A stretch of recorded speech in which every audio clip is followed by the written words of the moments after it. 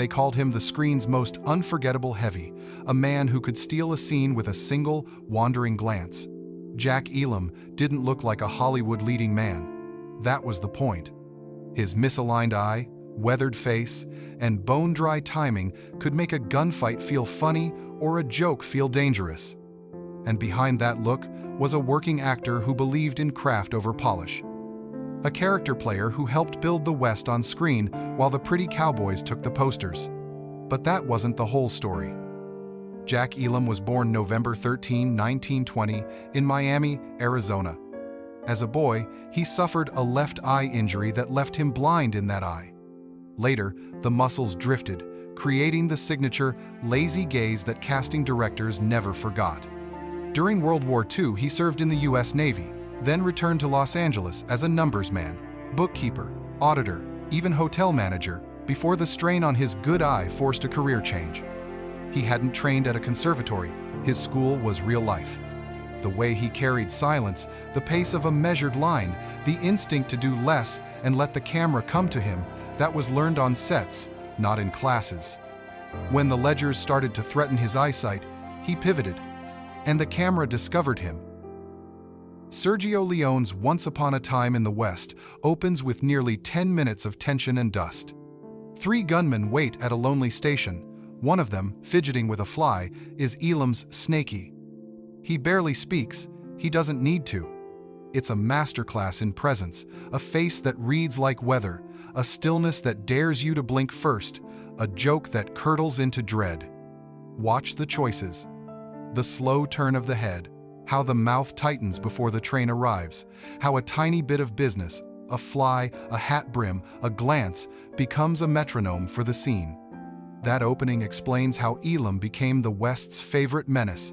He fills time without words, and you feel it.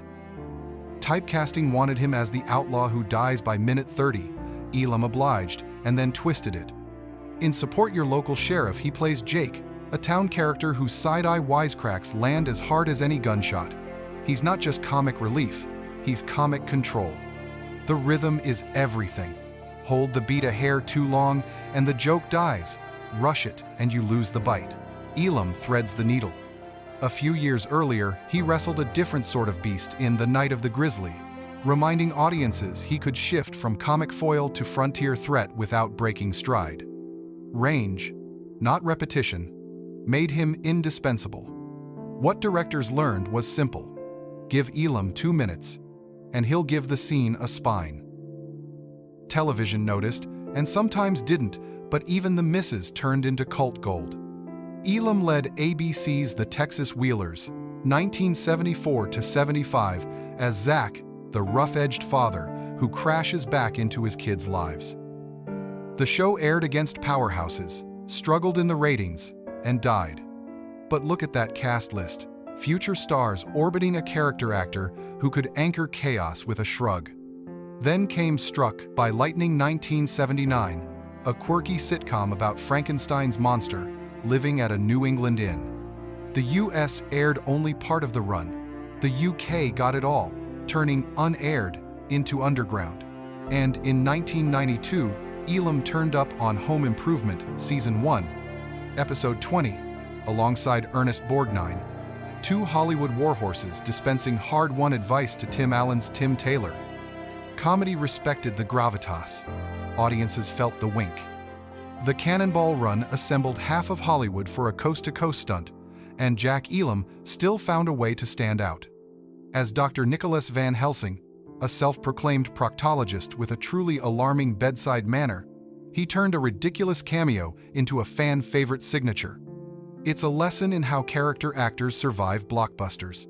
You carve the outline deeper. You sharpen a tiny corner until it sparkles.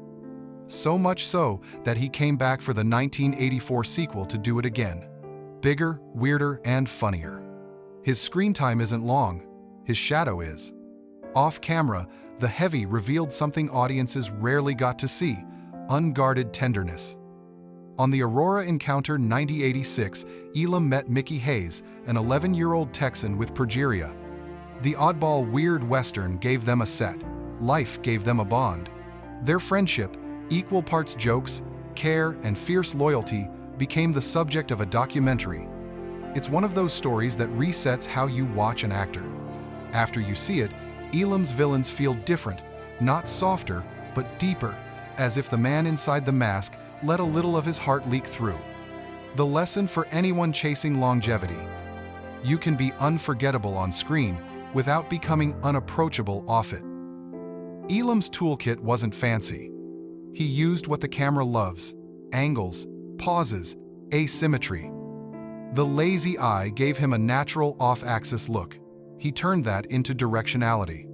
If he wanted to pull focus, he'd make his body still and let only the eyes move.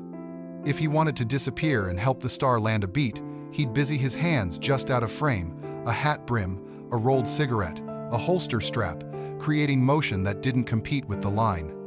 He understood entrances. Never rush into your first mark. Arrive with an intention, even if it's as small as checking dust on a sleeve.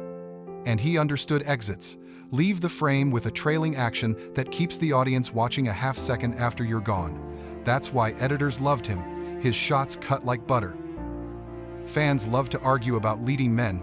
Who's the real cowboy? Who earned the statue? Who mumbled their way to greatness? Elam worked across that spectrum. He even shared a set, briefly, with one of the biggest in a classic Western. Whatever the rumor mill says, the larger point isn't a feud, it's the ecosystem. Stars sell the poster. Character actors sell the moment. The poster gets you in the door. The moment makes you tell a friend. Elam's gift was making the moment unforgettable. A tilt of the head. A stray grin. A fly trapped in a gun barrel. It's why you can recite a lead's line but picture the man over his shoulder. In an industry obsessed with faces that don't move, Elam proved a face that moves differently can be pure gold. As his career rolled into its fourth and fifth decades, Elam kept showing up where you didn't expect him. A sitcom here, a family movie there, another Western that needed a little grit in the gears. Awards eventually caught up. Halls of fame and heritage lists. But his real trophy case is cultural memory. Ask people to name the guy with the eye from any number of Westerns, and they'll land on Elam even if they can't title the film. That's the paradox of a great supporting actor. The credits may sit far down the list, but the image sits right at the top of the brain. There's a reason clips of Elam still circulate. He plays with negative space, the air between words, the gap between two glances. Modern audiences, trained by quick cuts and punchy edits, recognize that as confidence. He doesn't rush to give you the moment. He waits while you come to it. That patience feels radical now. Watch him in a two-shot with a glamorous lead, and you'll see the same trick over and over. He lets the star do the obvious thing, then he does the true thing. Smaller, stranger, truer, and suddenly the frame belongs to him. It's not stealing. It's serving the scene so well that the scene can't help but lean his way. Jack Elam didn't need a 10-page monologue to take control of a frame.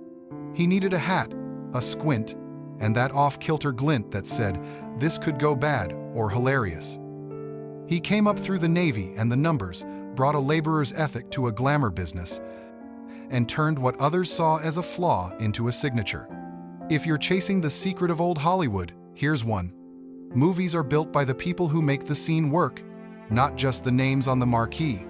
That's why, decades later, you can still picture a dusty station, hear a fly, and see Jack Elam closing his fingers around a barrel, holding our attention like it owes him money. And if you look closer, past the jokes and the gun smoke, you'll notice something else. The craft of a man who knew exactly when to do nothing, and exactly how to make that nothing unforgettable.